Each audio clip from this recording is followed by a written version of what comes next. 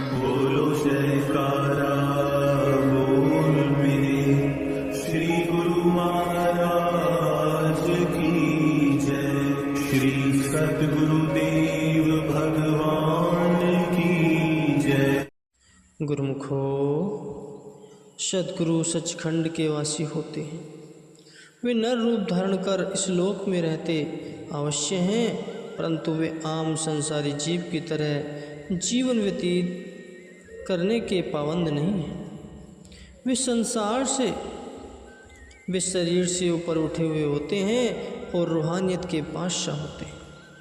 अपनी मौत से अपनी रूह की संभाल करने के लिए अनामी लोक को छोड़कर धराधाम पर अवतरित होते हैं।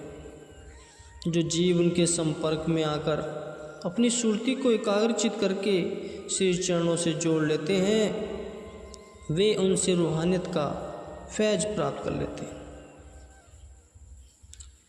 ऐसे विशेष रूहों को वे अपने ही लोक में स्थान प्रदान कर देते हैं।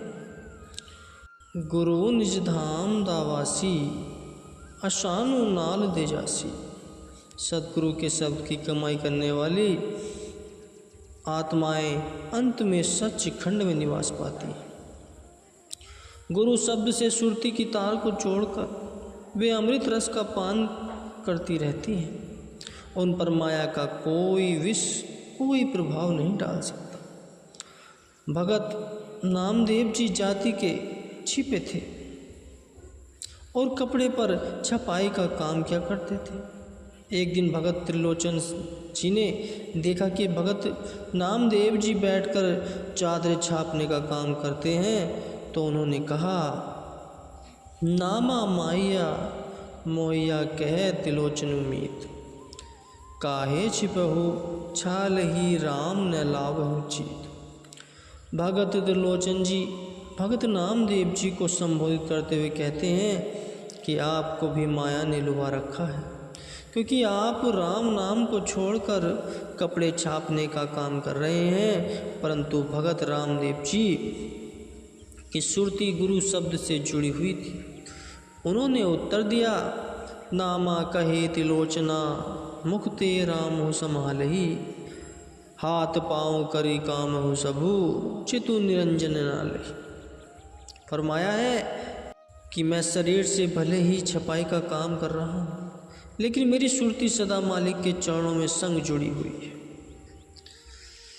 हाथ पाँव से सब कारज करते हुए भी जीवा से उस मालिक का ही सुमिरन चलता है। जीवा को सद्गुरु शब्द के रस में सरोवर कर लेने से मन के सभी दुश्मनों से सहज ही मुक्ति मिल जाती है। विषय विकारों की आसक्ति छूट जाती है।